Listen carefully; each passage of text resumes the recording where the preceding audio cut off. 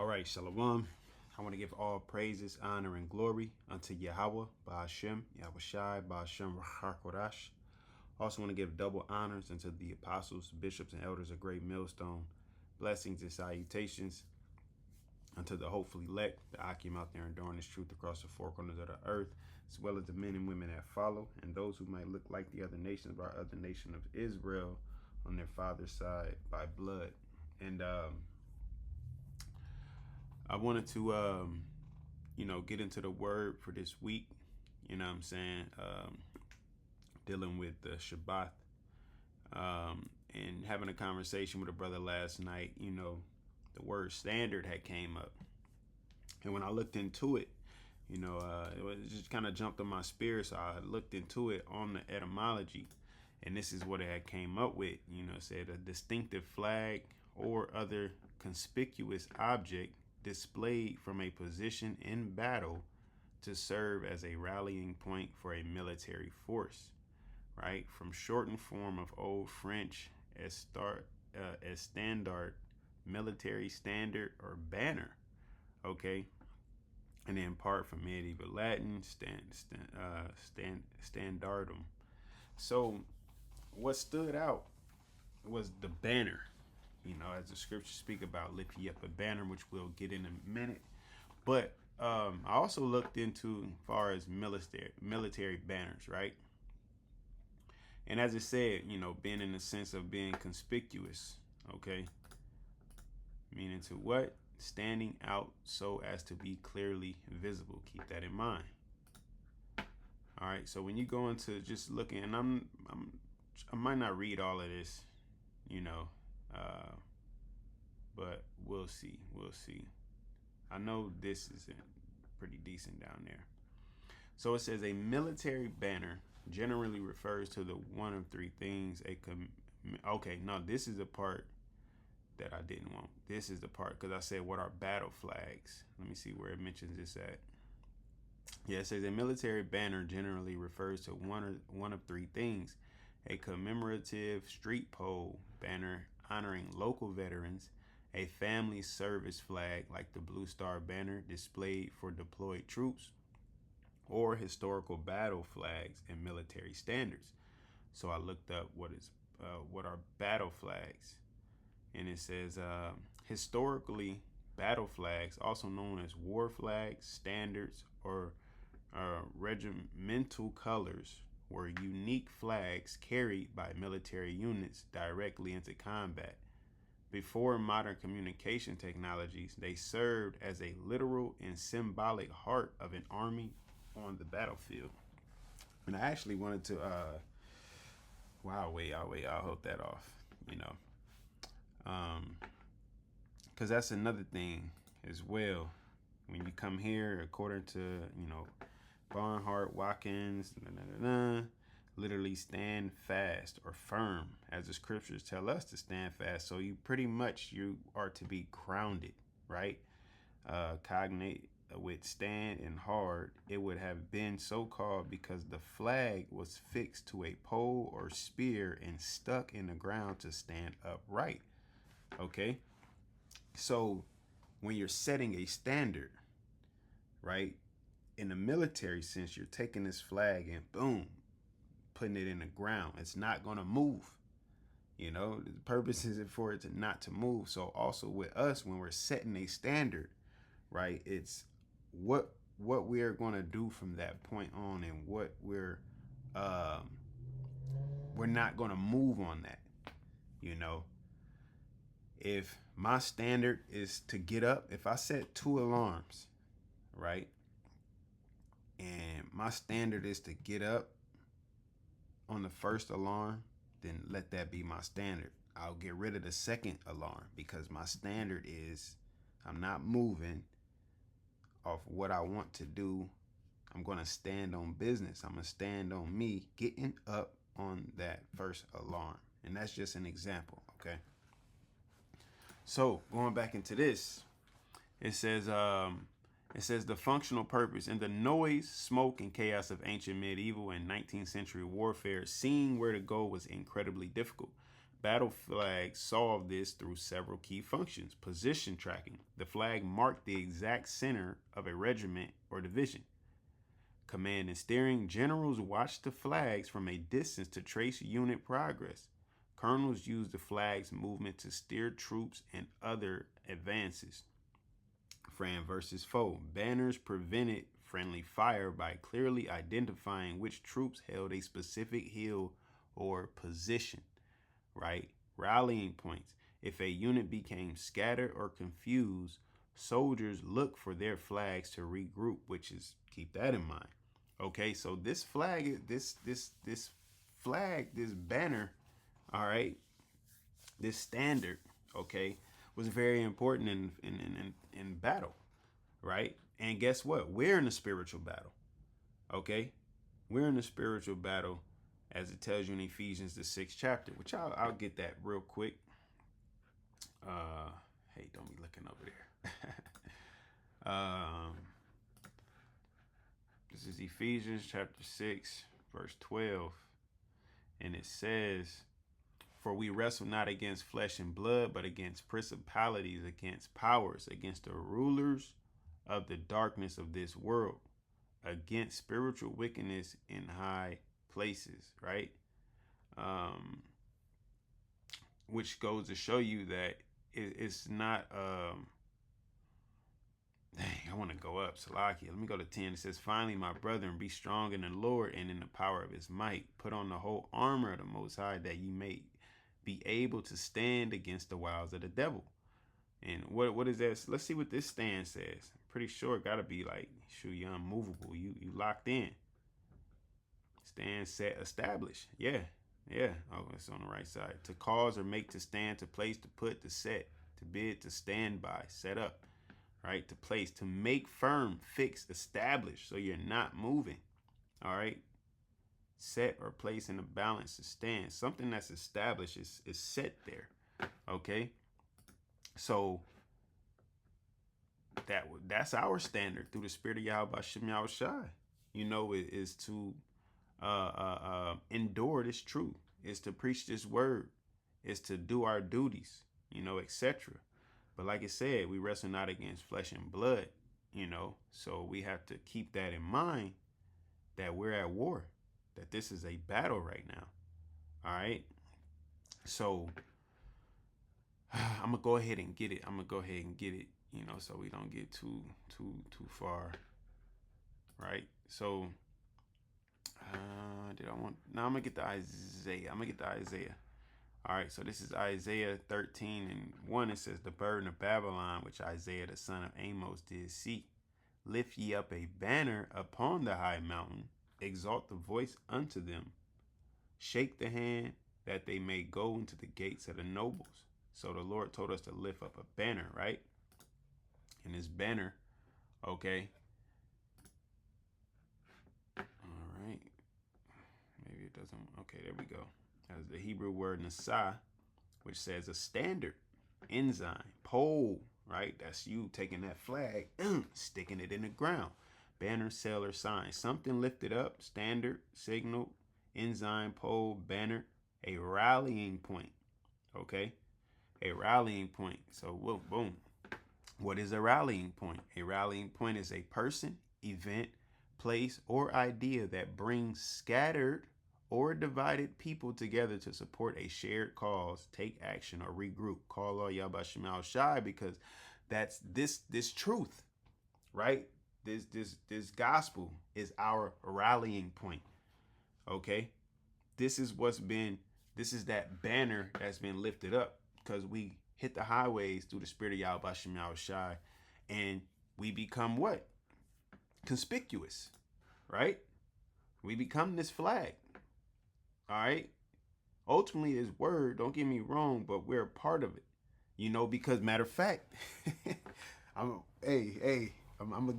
me get it. I'm getting too excited. All right. So symbolic value, right? Coming to that flag, right? It says a battle flag was considered the physical embodiment of a unit's honor, bravery, and history.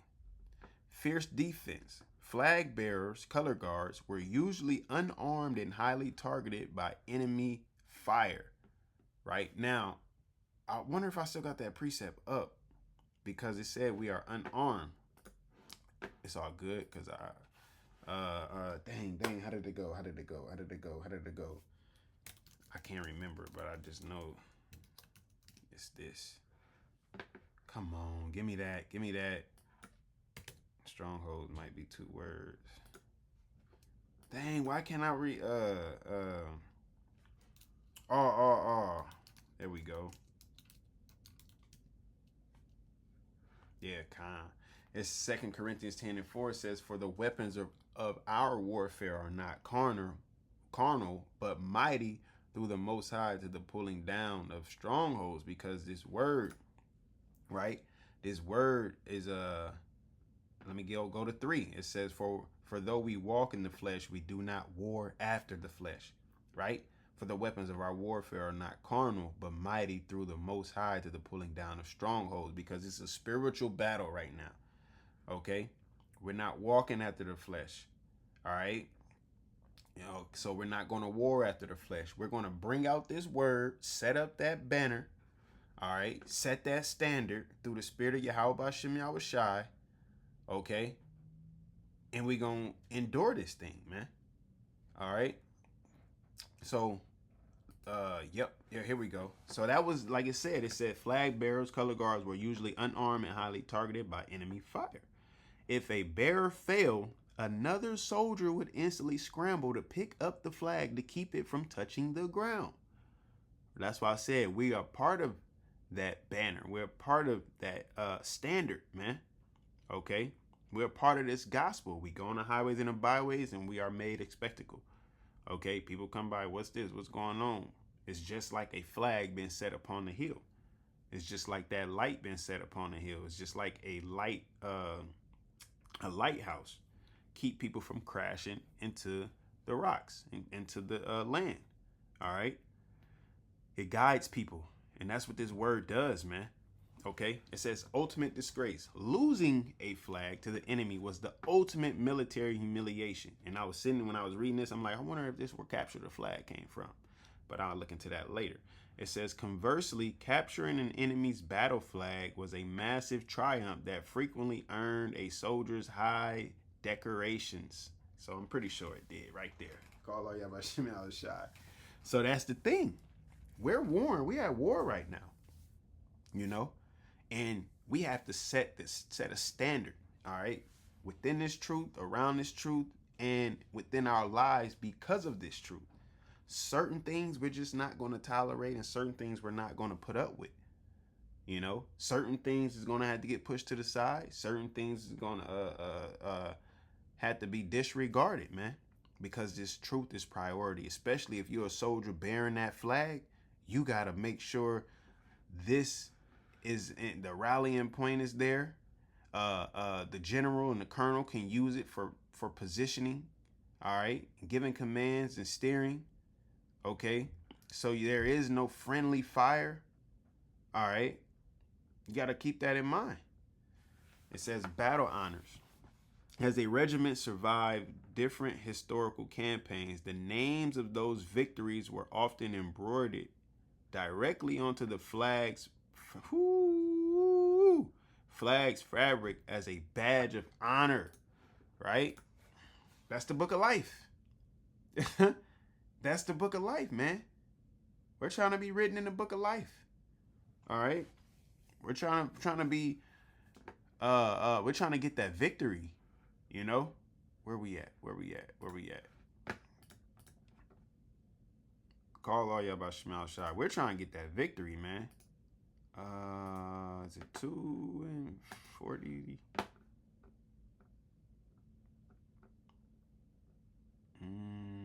Yep. This is 2nd Ezra chapter 2, verse 42. It says, I, Ezra, saw upon the Mount Zion a great people, whom I could not number, and they all praised the Lord with songs. And in the midst of them there was a young man of high stature, taller than all the rest, and upon every one of their heads he set crowns, and was more exalted, which I marveled at greatly. And that's speaking about YAHWASHI. So I asked the angel and said, Sir, what are these? He answered and said unto me, These be they that have put off the mortal clothing, right? We war not after the flesh, and put on immortal, and have confessed the name of Yahawah, BAHASHAM, YAHWASHI. Now are they crowned and receive palms, because palms represent victory, right? Then said I unto the angel, what young person is this? Is it that crowneth them and giveth them palms in their hands? So he answered and said unto me, it is the Son of the Most High, is Yahawashi, whom they have confessed in the world. How do we confess? By setting that standard, putting that flag in the ground, all right, setting up that banner, all right. Then began I greatly to commend them that stood so stiffly for the name of Yahweh BAHASHAM YAHWASHI. Stood stiffly for Yahweh BAHASHAM YAHWASHI, man. If you're standing stiffly, guess what? You're grounded, all right? AKA setting a standard, AKA bend that flag, bend that pole in that ground, man. All right? So, that's it to this. You know, I'm gonna get a couple more precepts and go ahead and close it out. This is Psalms chapter. This is Psalms chapter 60, verse. I'm gonna go to 2. I'm gonna go to 2, and I'm gonna read the NLT as well. It says, "Thou hast made the earth to tremble. Thou hast broken it, healed the breaches thereof, for it shaketh. Thou hast showed thy people hard things. Thou hast made us to drink the wine of astonishment." NLT, "Ye have shaken out our land and split it open, sealed the cracks, for the land trembles. Ye have been very hard on us, making us drink wine that sent us reeling." Back over in the KJV, "Thou hast given a banner to them that fear thee, that it may be displayed because of the truth." NLT, "But ye have raised a banner for those who fear you, a rallying point in the face of attack." So that's this gospel, man. All right, let's get the Hebrew word for banner real quick. All right, once again, we got Nasah. All right, something lifted up, standard, signal. That's this truth, this gospel, the name. All right, our ways to say that the gospel be not blamed, you know, roughly paraphrasing. So we got to carry ourselves properly, man, because we are a sign to represent this truth. You know, like I said, if we're of that flag, all right, soldiers carrying that flag, bearing this truth, bearing this gospel, we got to set it up on a hill. We got to make sure it is, like I said, if a soldier go down, another soldier pick it up. You know, 2 is better than 1. Don't try to be a lone wolf in this thing, man. All right. I also want to get let me see. That's that one. Let me see. This might be that one too. It says this is Psalms 5. Psalms 20 and 5. It says, "We will rejoice in thy salvation, and in the name of our power we will set up our banners. The Lord, Yahweh, BAHASHAM YAHWASHI, fulfill all thy petitions." All right, look at this over here. I didn't even read the NLT earlier. It says, "May we shout for joy when we hear of your victory and raise a victory banner in the name of our power. May the Lord, Yahweh, BAHASHAM YAHWASHI, answer all your prayers." You know, so there you have it, man. Once again, yeah, this is so also going into banner. You got this word, dagal, which means to look, behold, look at, conspicuous, right? Once again, meaning what? Standing out so as to be clearly visible. That's why we got to hit the highways and the hedges to carry a banner or a standard. Set up banner or a standard. It's all synonymous, man. So when you're setting up a standard in your life, this is what people see you as. People are going to see you clearly, and you're not going to move.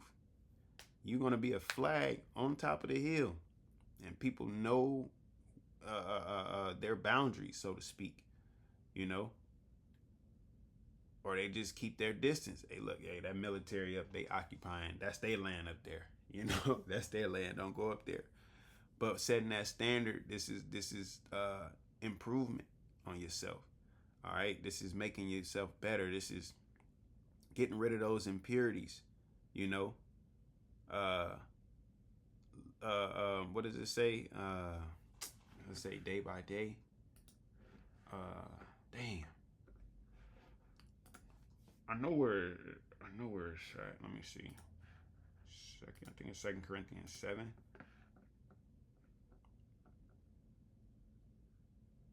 Therefore, we comfort you, more abundant towards you. It might be 1 Corinthians. It's crazy because like all of these words is just going through my mind right now. What is it? Daily or day? Do we die daily? Maybe it's die daily. 1 Corinthians 15:31. I protest by your rejoicing, which I have in HaMashiach YAHWASHI, our Lord. I die daily. Yeah, that's not the one that I'm looking for. Why can't I think of this? Why can't I think of this?